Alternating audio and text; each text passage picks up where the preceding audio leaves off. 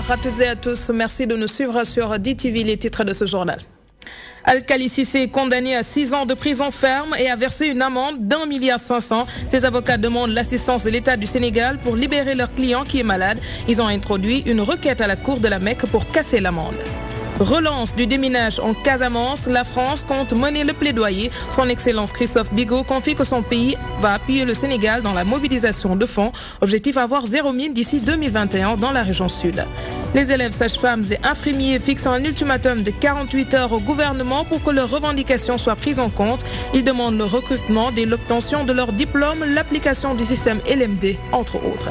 Métier de cette semaine, la mécanique automobile. La formation est essentielle pour s'adapter à l'évolution technologique. Avec les nouveaux modèles de véhicules qui inondent le marché, les électromécaniciens arrivent à tirer leur épingle du jeu malgré les difficultés.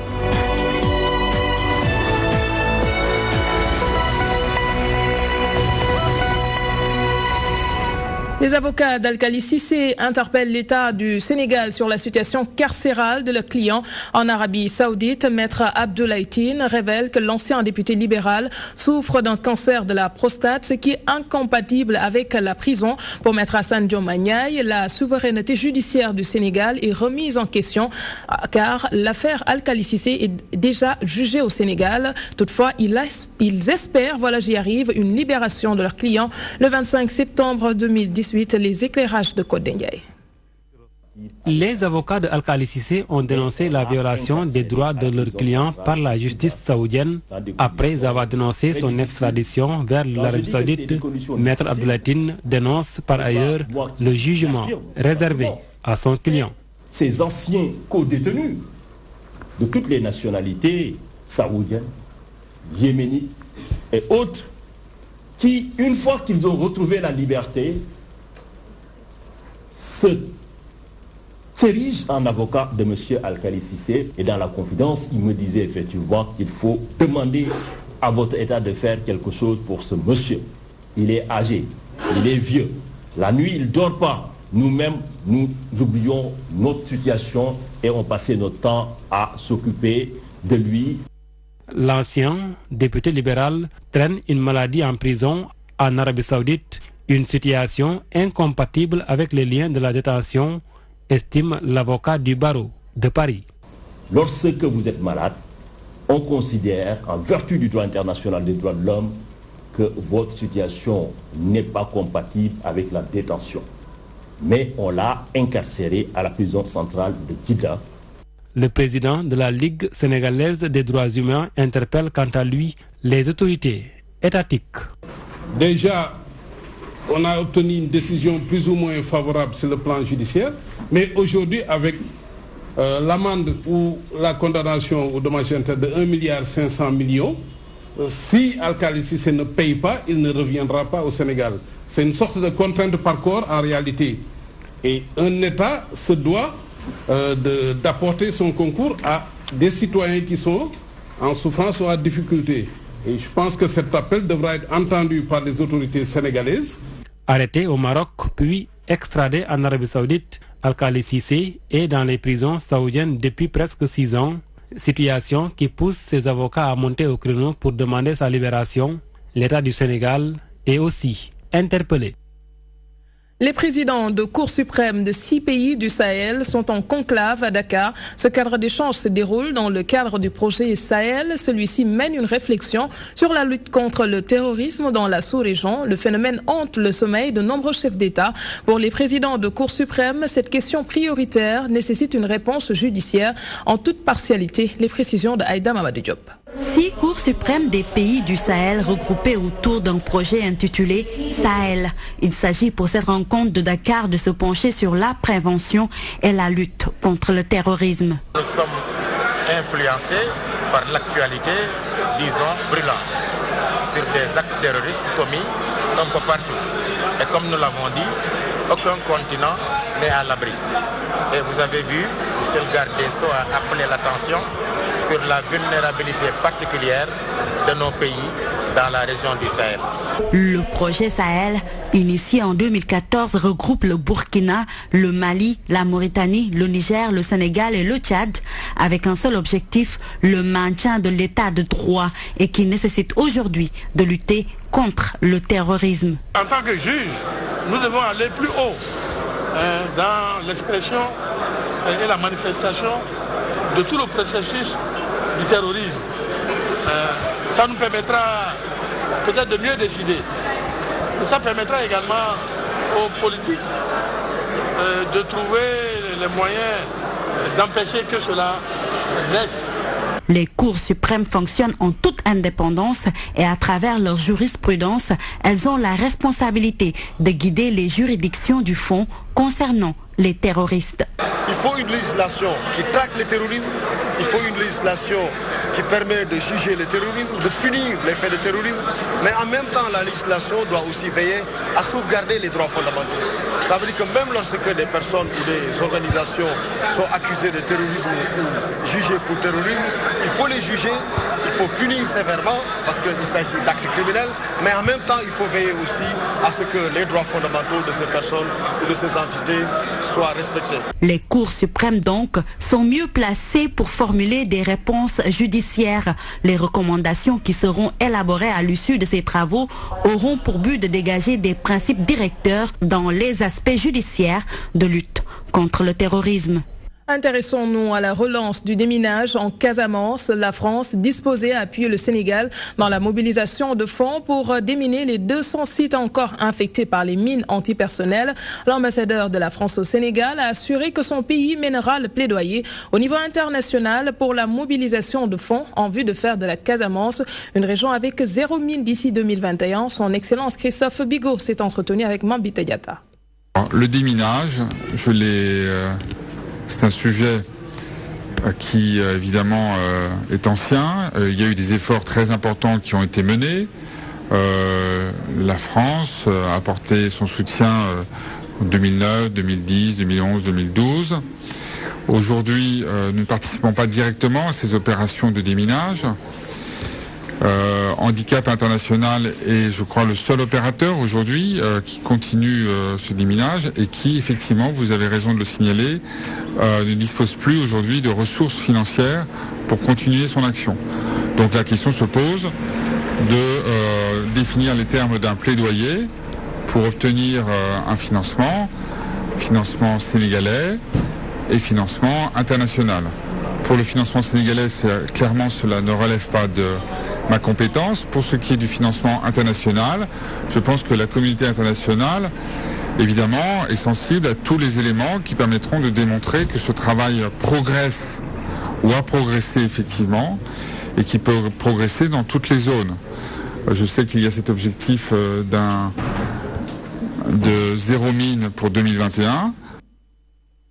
La paix définitive en Casamance préoccupe également la plateforme des femmes pour la paix en Casamance. Ses membres ont décidé d'associer dans leur combat le réseau des femmes parlementaires. Ces dernières vont servir de relais auprès de l'exécutif. Les deux entités s'engagent à œuvrer pour une paix durable sans vainqueur ni vaincu. N'est-ce pas, Mansour Sow? Pour promouvoir la paix, quoi de plus normal de mettre la femme au centre de cette problématique? Au sud du pays, elle représente, avec les enfants, la frange la plus vulnérable face aux conflits armés. On compte aujourd'hui 826 victimes de mines. Et parmi ces 826 victimes de mines, on compte 162 femmes. Il y avait des enfants également. La plus jeune victime de mine avait 13 ans quand elle sautait sur une mine. Dès lors, il urge de trouver les voies et moyens pour mettre un terme à cette saignée qui n'a d'ailleurs que trop duré. Et la communication semble être un vecteur puissant pour véhiculer des messages de paix. Et dans ce processus, les femmes parlementaires ont une place prépondérante à y jouer. Ce sont d'abord des mères, des femmes, des épouses qui portent les voix des populations, qui connaissent les souffrances des populations, les angoisses des populations. Et elles ont pour mission de les porter auprès de l'exécutif pour que toutes ces préoccupations soient prises en compte. En tant que femme mère, nous avons l'obligation de cultiver la paix.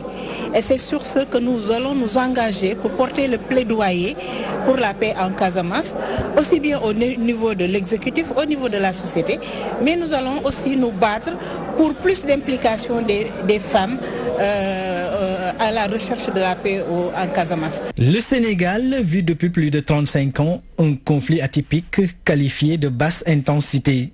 Les femmes et les enfants continuent de payer le plus lourd tribut dans ce conflit fratricide qui sévit dans la partie méridionale du pays. Aujourd'hui, la plateforme des femmes pour la paix en Casamance, ce réseau de 14 organisations fruitières et plus de 25 000 membres, veut pleinement jouer sa partition pour une paix définitive en Casamance.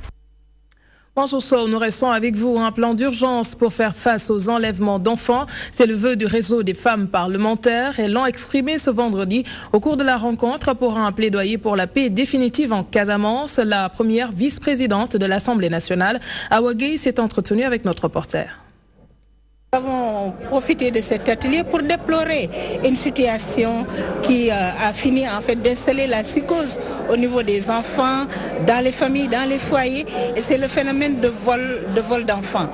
C'est l'occasion pour nous d'interpeller le ministre en charge de la bonne gouvernance et de la protection de l'enfant, mais aussi le ministre de la Famille, pour plus de protection de ces enfants-là et pour lutter contre de telles pratiques qui sont en quelque sorte criminelles.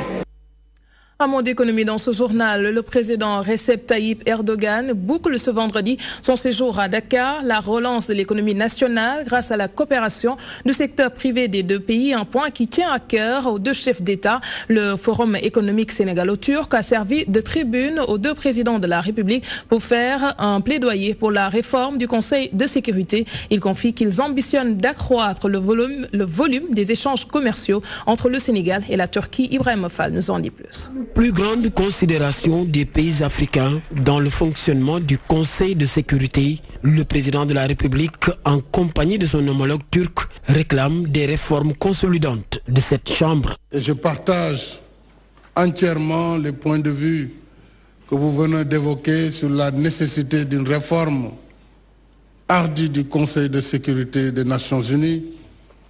Le continent africain, dans une grande unanimité, a exigé que les règles de 1945 ne puissent plus gouverner le monde d'aujourd'hui. Entre autres préoccupations des deux chefs d'État sénégalais et turcs, la relance de l'économie nationale. Pour ce faire, le secteur privé des deux pays sont invités à s'investir davantage. Il s'agit maintenant pour le secteur privé des deux pays de développer les échanges et les investissements privés pour que le volume de notre coopération commerciale puisse augmenter en créant de nouvelles activités à la fois génératrices d'emplois et génératrices de revenus. Le rôle du secteur privé, d'un secteur privé dans un pays, qui est celui de production de richesses et d'emplois. Et nous sommes prêts à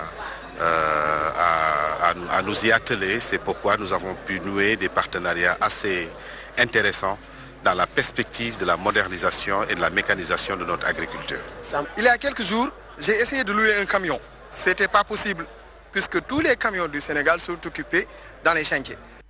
Le Sénégal a un chantier à ciel ouvert, à en croire le directeur général de l'APEX, Muntagassi. Le chef de l'État Macky Sall multiplie les partenariats pour booster l'économie sénégalaise. Sous l'annoncé en titre, les étudiants de l'École nationale de développement sanitaire et social exigent un recrutement effectif dès l'obtention de leur diplôme. Ils demandent aussi l'application du système LMD, entre autres. Depuis 3 mois, ces revendications sont restées lettres mortes. C'est plus qu'ils ne peuvent supporter. Et pour se faire entendre, ils étaient dans la rue pour amener l'autorité à prendre des mesures au plus vite. Les élèves, sages-femmes et infirmiers ont fixé un ultimatum au gouvernement et menacent de durcir le ton si rien n'est fait. Voyons cela avec Fatimlo. En tenue de travail, ces élèves, sages-femmes et infirmiers ont réussi le pari de la mobilisation. Devant leurs établissements, ils continuent à revendiquer 4 points essentiels, non négociables. L'application immédiate du système LMD. Le deuxième point, c'est la séparation stricte des examens. Le troisième point, c'est le recrutement des produits de l'NDSS. Et le quatrième point, la régularisation des étudiants du concours spécial. Cette marche est la troisième phase de leur plan d'action, une manière pour ces étudiants de montrer que leurs requêtes ne sont toujours pas satisfaites. Aujourd'hui, nous affirmons à l'autorité notre engagement à aller jusqu'au bout de notre lutte. Parce que vous n'êtes sans savoir que l'autre jour, il y a une autorité qui était au niveau d'un organe de presse pour dire que les problèmes de notre école est réglé.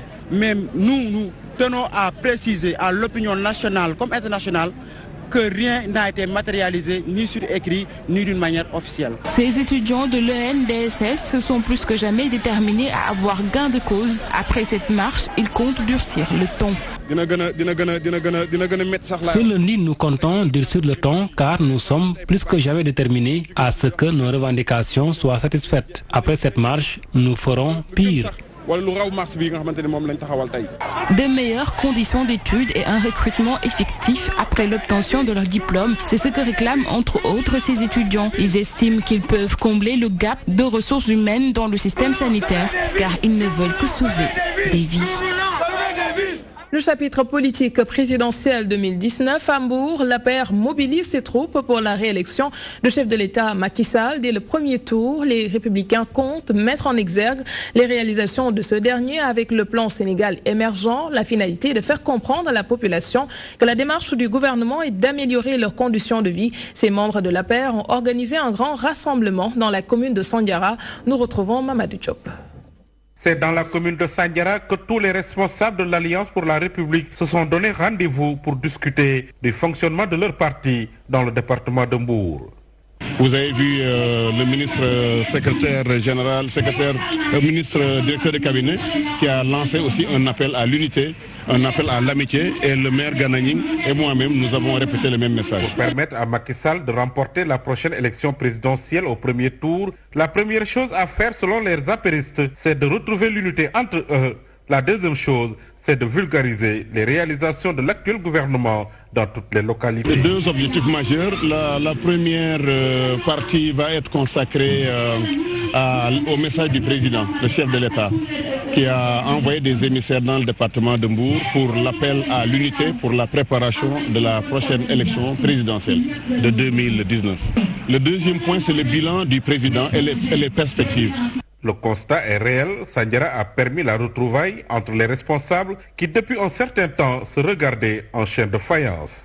Aujourd'hui, nous avons l'opportunité d'accueillir tout le département de Mbour, tous les maires, tous les responsables politiques.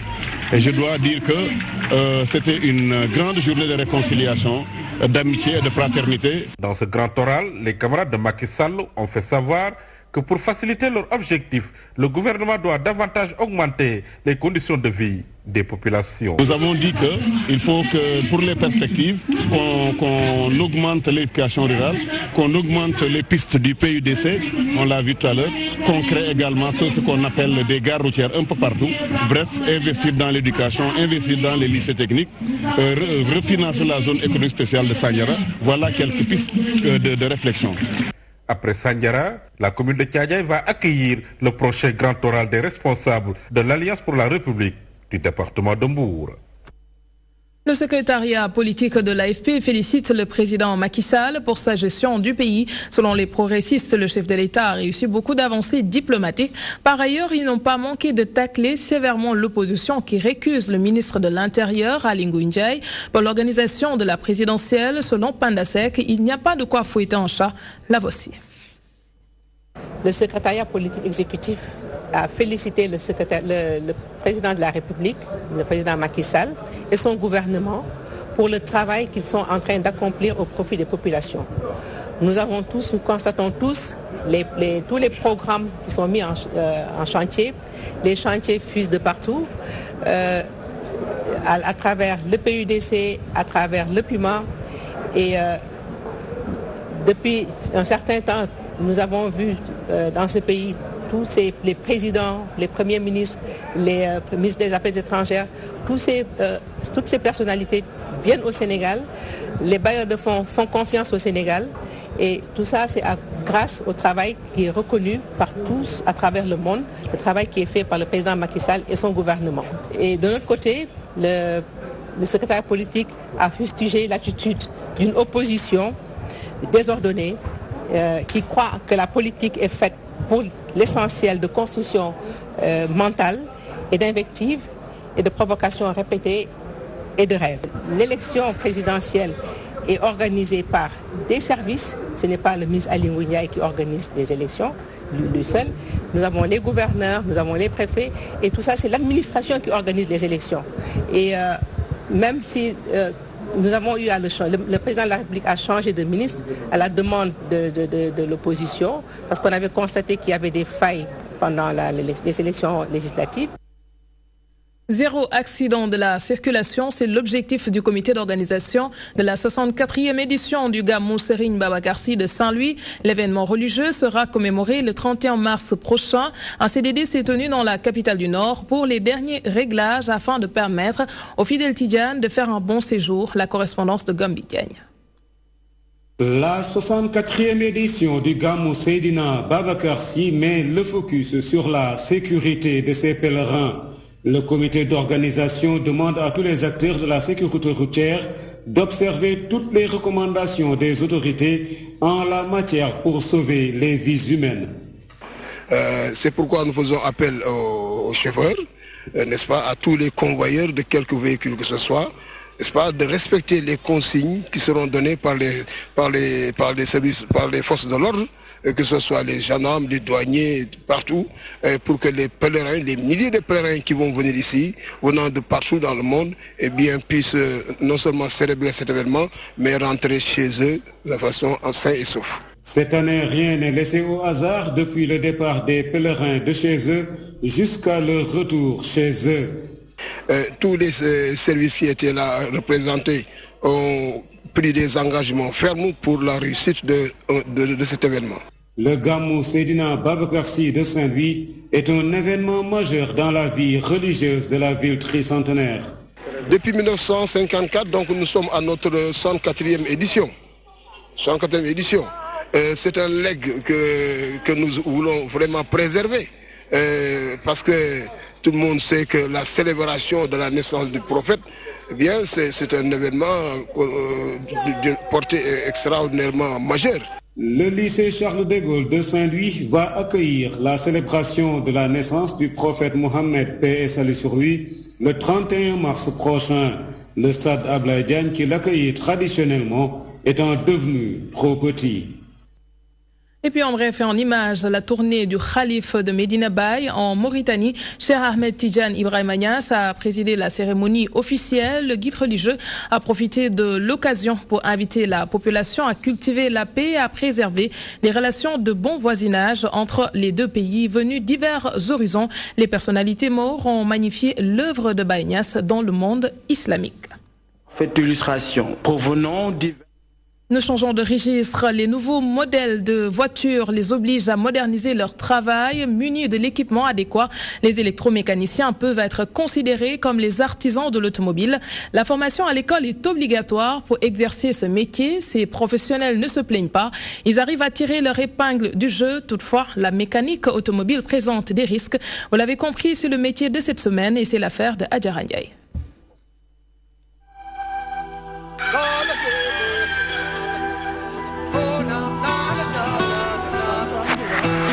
Des ordinateurs et du matériel moderne, c'est ce qu'on trouve maintenant dans la plupart des garages de mécaniciens. Un métier qui commence à être de plus en plus modernisé pour être en adéquation avec les nouveaux modèles de voitures.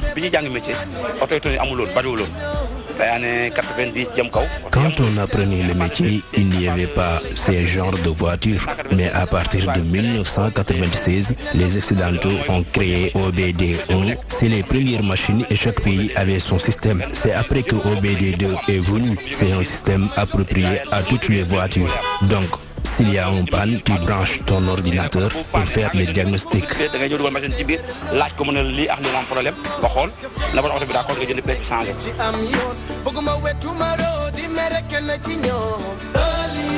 Électromécanique, c'est le nom que ces professionnels de la carrosserie se fait appeler dans le cadre du travail. sur les voitures nouveaux modèles, si tu n'as pas les capacités d'un technicien, d'un électronicien, tu ne peux pas avancer sur les voitures. Tu peux juste serrer un pneu, enlever un cadran, serrer une bougie, mais par rapport à l'électronique, tu ne peux pas aller loin.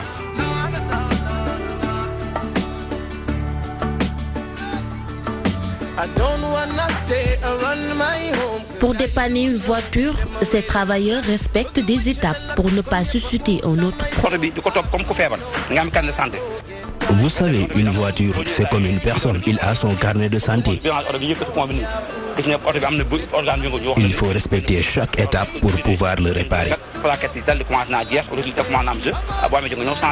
Sur les voitures, il y a beaucoup de calculateurs. Si un client te dit que j'ai un problème d'ABS, ou bien j'ai un problème d'airbag, ou bien j'ai un problème de moteur.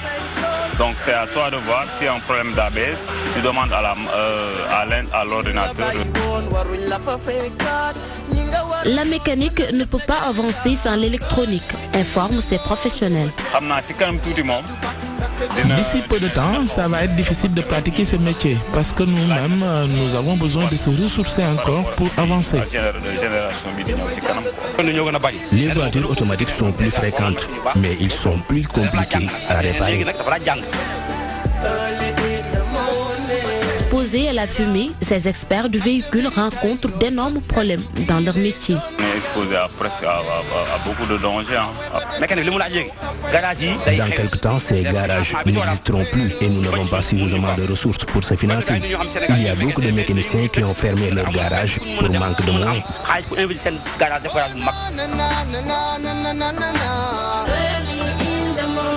Le dépannage d'une voiture est bien facturé. Ces mécaniciens ne disent pas le contraire. On rend grâce à Dieu. Avoir de l'argent dans ces métiers dépend de la clientèle, parce qu'il y a des clients qui ne payent pas ce qu'il faut. Un métier qui demande maintenant une formation dans les écoles. Ces anciens préviennent les jeunes apprentis. Il faut apprendre, faire la formation, avoir le niveau pour être un bon mécanicien. Maintenant, tu ne peux pas seulement venir comme ça et faire ce métier. Il faut aller dans les écoles de formation pour acquérir de l'expérience.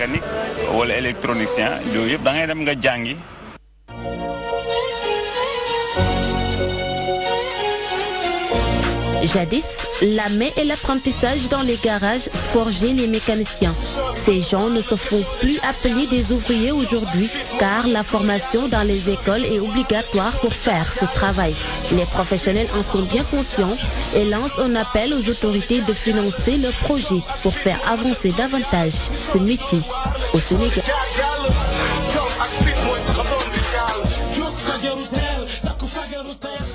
Rendez-vous est pris vendredi prochain, toujours à la découverte d'autres métiers. Nous terminons par la note culturelle. Ouakam, au rythme du hip-hop, la commune abrite la maison culture urbaine, un centre de formation dédié aux jeunes. La mairie de Dakar et celle de Ouakam se disent très satisfaites du fruit de leur collaboration qui a donné naissance à cette maison. Les programmes ont déjà démarré en cette veille de célébration de la Journée internationale de la femme. Momodou Samb était sur place. Ouakam a désormais sa propre maison des cultures urbaines avec un équipement d'une valeur de 60 millions de francs CFA. Ce joyau peut beaucoup apporter aux jeunes Ouakam.